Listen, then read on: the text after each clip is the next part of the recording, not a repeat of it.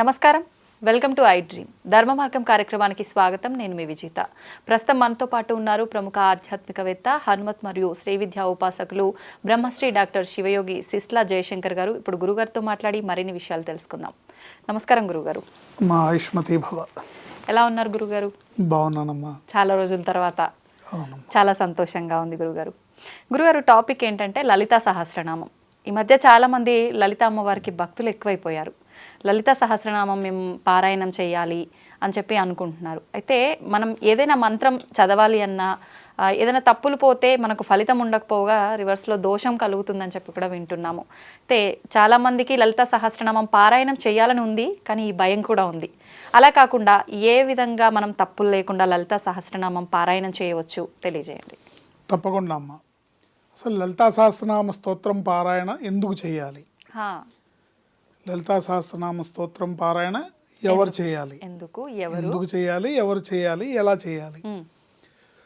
So ఈ లలితా సహస్రనామ స్తోత్రాన్ని ఎవరైనా చేసుకోవచ్చు. భక్తి ప్రధానం. అమ్మ దయ ఉంటే అన్నీ ఉన్నట్లే అంటాం. సో భక్తి ప్రధానం. భక్తి ఉన్న వాళ్ళు ఎవరైనా చేయొచ్చు. కానీ మీరు ఏదో కోరికతోని ఇది చదివితే ఇది అవుతుంది అన్నట్టు కాకుండా అమ్మవారి మీద భక్తితో మీరు చేస్తే మీకు కావాల్సినవన్నీ ఏర్పాటు చేస్తుంది ఆవిడ. ఆశిస్తూ చేయొద్దు.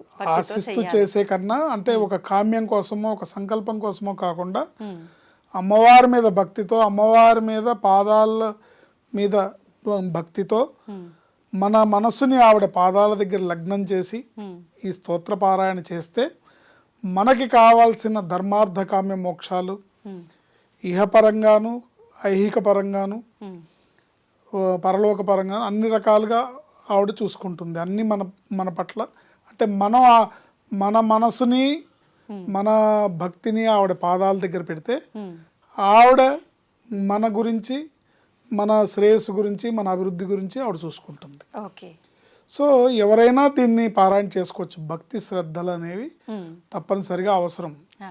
అట్లాగే ఎలా చేయాలి అంటే లలితా సహస్రనామ స్తోత్ర పారాయణ అనేది ప్రతినిత్యము చేసుకోవడం కూడా చాలా ఉత్తమమైన పని.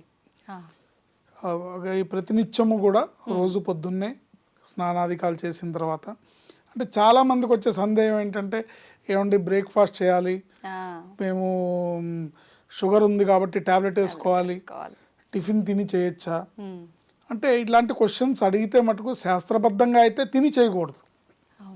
శాస్త్ర ప్రకారం అయితే తిని చేయకూడదు. ఎందుకు కారణం ఏంటంటే, మనం కడుపులోకి ఏదన్నా ఆహారం తీసుకుంటే దాన్ని జీర్ణం చేయడానికి కొన్ని కెమికల్స్, అంటే కొన్ని ఇవి ఉత్పన్నమవుతాయి, రసాయనాలు.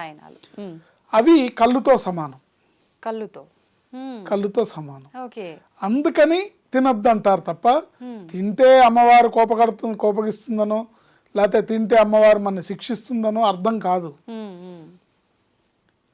అందుకని ఇక్కడ భక్తి ప్రధానం కాబట్టి తినకుండా ఉండలేని వాళ్ళు చేసేటప్పుడు పారాయణలాగా చేసుకునే వాళ్ళు ఎలా అయినా మీరు టిఫిన్ చేసైనా ట్యాబ్లెట్ వేసుకొని చేసుకోండి, తప్పులేదు.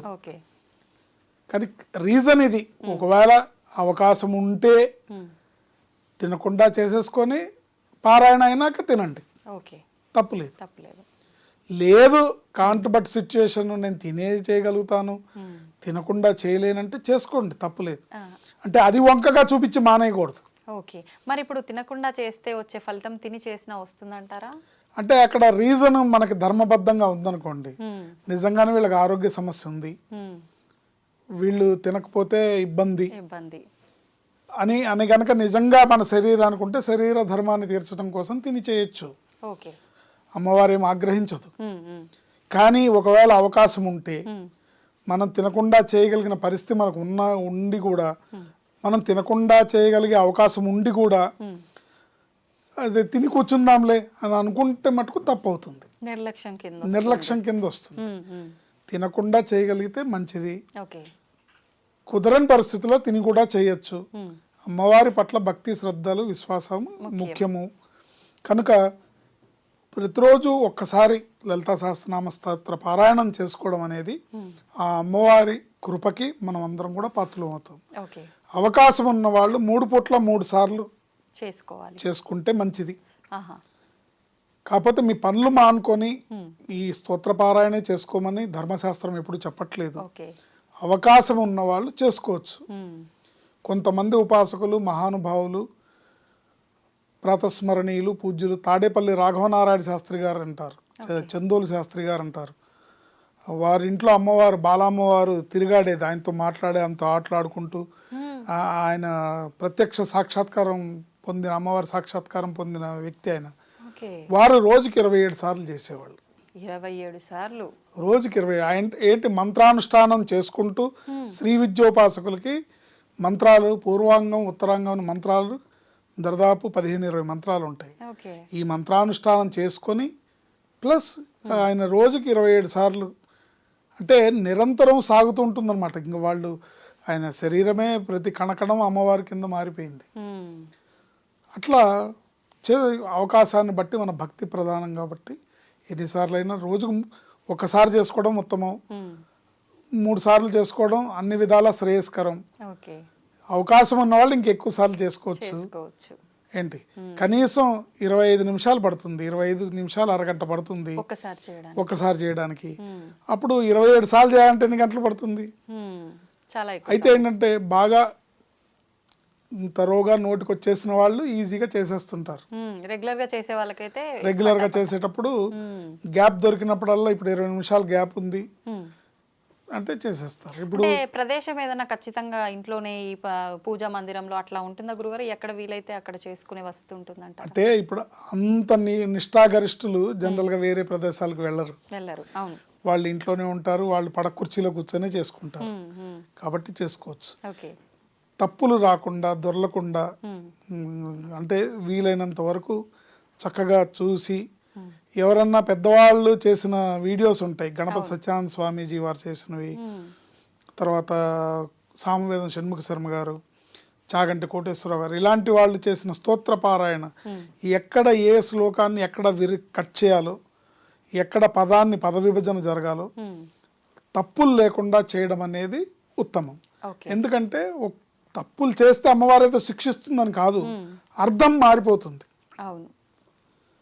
అర్థం మారిపోతుంది, ఒక్క అక్షరం తేడా వచ్చినా కూడా అర్థం మారిపోతుంది. అందుకని అర్థం మారిపోతే అది కాస్త అమ్మవారిని స్తుతించడం కాస్త నిందించడం అవుతుంది.